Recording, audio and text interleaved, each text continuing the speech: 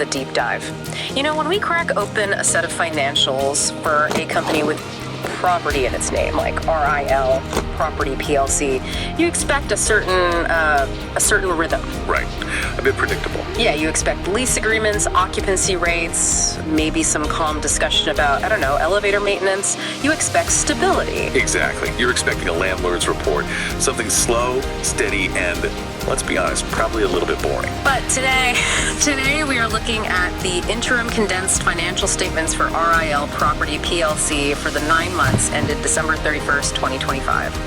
And boring is absolutely the last word I'd use. Oh, absolutely. This reads less like a quarterly report and more like, I don't know, an action movie script. The hero finds a pot of gold but has to outrun a natural disaster to keep it. That's a perfect way to put it. It really is a fascinating document because it captures a company living this sort of double life. Right. On one hand, you have this massive commercial explosion, a literal gold rush in sales. And on the other, a battle against the elements. We're talking about a company that nearly tripled its revenue while at the same time having its physical assets battered by a major cyclone. and that's the tension we're going to unpack today. It's this incredible contrast. Massive financial success on one page and physical destruction on the next. We're talking a revenue jump to LKR 35.8 billion, that's billion with a B. While literally weathering a storm, the Ditwa cyclone. So our mission today is to figure this out.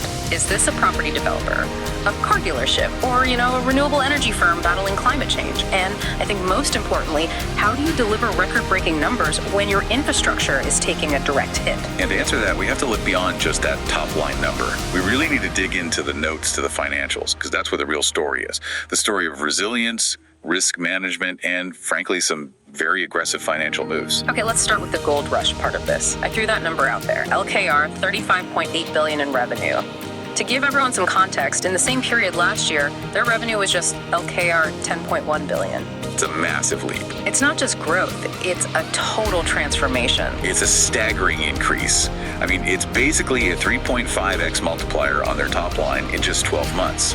And if you're a casual observer, you might be thinking, wow, the commercial real estate market must be on fire. Right. You'd assume they just leased out every square inch of office space in Colombo at double the price. And you would be completely wrong. That's the trick here.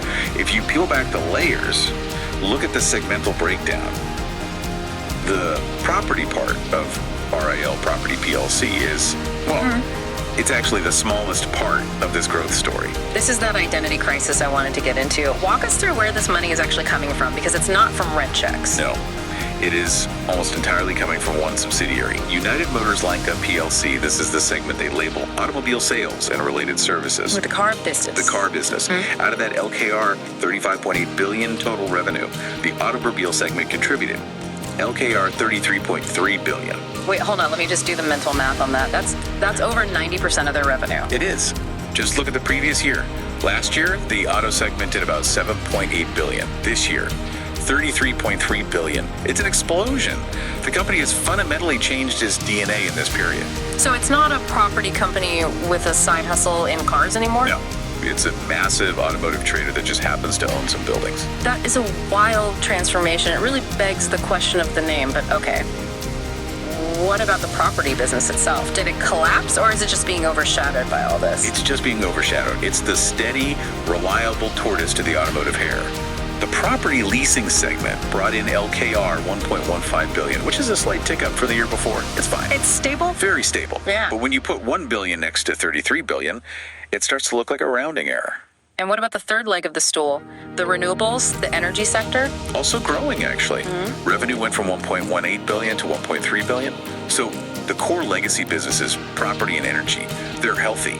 They're doing what they're supposed to do, but they aren't the headline.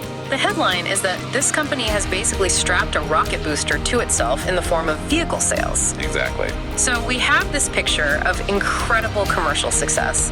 The cash registers are ringing off the hook at United Motors. But while the sales team was probably popping champagne, the operations team was dealing with a literal nightmare. Let's talk about November 28, 2025. the Ditwa cyclone. This is where the notes to the financial statements get really gripping. Usually the notes are where accountants hide the boring stuff, depreciation schedules, tax liabilities. Here, note 3.1 reads like a field report from a disaster zone. It really does. The cyclone didn't just pass through. It caused significant operational headaches and physical damage across multiple parts of their business. It hit their renewable energy sector the hardest, specifically the hydropower plants. And these are under their subsidiary, Pan-Asian Power PLC, right? Correct. The notes specifically call out the Manoela and Patiapala power plants. But what really stuck out to me here wasn't just that they were damaged, but that for a long time, the company couldn't even get to them to see how damaged they were. That's the logistical nightmare. I saw they referenced the NBRO, the National Building Research Organization. Exactly. The NBRO and the Geological Department basically drew a red line around the area. They issued continuous warnings about landslides, unstable ground. They told the company, do not enter. Can you imagine being a manager sitting in Colombo? You know your asset took a hit from a cyclone, but you literally can't go check on it because the mountain might slide down on top of you. That's a level of helplessness you don't usually see in a corporate report. It's the definition of operational risk. As of December 31st, the date of this report, management notes they were still assessing the full damage to the property, plant, and equipment. So they're dealing with ghost assets in a way. They know they're there, they know they're hurt, but they can't put a final price tag on the fix. Not yet, because they can't get engineers on the ground safely. However, they were able to put a price tag on the damage to their solar plant. And that number was not small. No, it wasn't. The situation at the Pinala solar power plant was much clearer and much more costly. This is a 1 million W plant. The cyclone severely damaged it. Management recognized a total loss of LKR 102.3 million. Over 100 million rupees just gone. In an instant. The notes say it was primarily damaged solar panels, inverters, and equipment. You can just visualize it. High winds meeting those large, flat solar panels. Not a good combination. It just rips them off the mounts. A total write-off for those components. Ouch. So that's the renewable side. But the cyclone didn't spare the automotive side either, did it? Even with sales booming, the storm managed to find them. That's right. It's rare you see a natural disaster hit two completely different business verticals like this. The cyclone impacted their Biagama yard, where they store inventory for the auto segment, specifically the Valvoline inventory, the lubricants and oils. I can picture this too. A flooded warehouse, barrels of oil compromised, water damage everywhere. Exactly. And unlike the hydro plants where they're still assessing, they put a specific number on this hit. They recognized an impairment provision of LKR 21.3 million in the income statement. And just to clarify for everyone, impairment basically means they looked at that stock of oil and said, we can't sell this anymore, right? Pretty much. Or we can't sell this at full price. It's an immediate reduction in the value of their assets. It's money they spent on oil that they will never get back. Okay, so let's just pause and tally this up. We have a 102 million rupee loss on solar equipment. We have a 21 million rupee hit on auto inventory. Plus, unknown damages to hydro plants sitting in a landslide zone. That is a significant amount of destruction. It is. In a normal year, for a smaller company, that kind of loss over 120 million recognized so far, plus the lost revenue from the plants being offline, that could be catastrophic. It could wipe out your whole year's profit. It would turn the bottom line bright red. Immediately. But this wasn't a normal year. No. And this brings us to the resilience part of the story. Because despite all these write-offs, despite the impairments, the company's profitability metrics are just incredible. Let's talk about those profits. We know revenue is 35.8 billion. What did they actually keep? Operating profit soared to LKR 4.7 billion. For comparison, the previous year it was LKR 1.1 billion. That is more than a 4x increase. And just so I'm clear, that 4.7 billion is after they subtracted the 100 million for the solar panels and the 21 million for the oil. Correct. Those costs are baked in. And yet the profit still quadrupled. It just shows you how that automotive explosion provided a massive, massive cushion. The car sales were so strong, they essentially absorbed the cost of a natural disaster and still delivered record numbers. It's a classic example of how revenue scale can mitigate operational risk. If the auto segment had been flat, those cyclone losses would have been the headline. Instead, they're a footnote. A very expensive footnote, but still a footnote in a growth story. I want to touch on the risk management side a bit more. I mean, we talked about the damage, but surely they have insurance for this, right? That's a crucial point. You want to know if the safety net works. And looking at the notes, it seems their protocols are working. For the Pinala solar plant, that big $102 million loss. The notes confirm the insurance claim has been submitted and, importantly, acknowledged by the insurer. Acknowledged. That's the word you want to see. It's legal speak for we aren't rejecting this out of hand. Precisely. It gives shareholders a lot of comfort that the check is likely on its way. And for the hydro plants, even though they don't know the full cost yet, they've already lodged claims for both property damage and for business interruption. Can you explain business interruption for us? Why does that matter so much here? It's vital. Property insurance pays to fix the turbine, but business interruption insurance pays you the profit you would have made while the turbine was broken. Since these plants have been inaccessible and offline, they're losing money every minute. That policy is basically paying their salary while they're out of work. So, structurally, the company seems robust. They took the hit, they triggered the insurance, the business kept moving. But there's always a but in these deep dives. I was looking at the cash flow statement. The cash flow statement. The lie detector test of financial reporting. Exactly. And the lie detector is showing something that made me scratch my head. We just celebrated $4 billion in profit.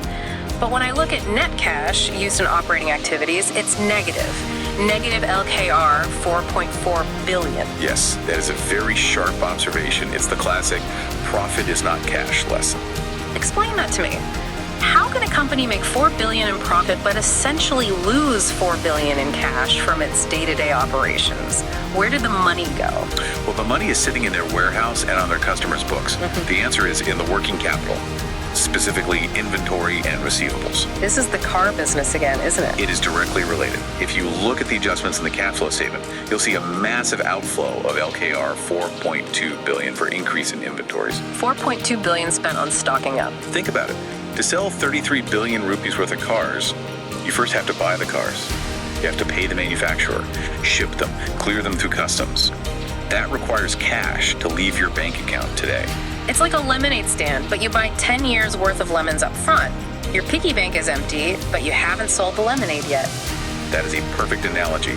And on top of that, there was another LKR 3.3 billion outflow for trade and other receivables. So that means they sold the cars, they booked the revenue, which makes the profit look great, but they haven't actually collected the cash from the buyers yet. Exactly. Maybe they're selling to corporate fleets or leasing companies that pay on 30 or 60-day terms. So what you're seeing is a company in a hyper-aggressive growth phase.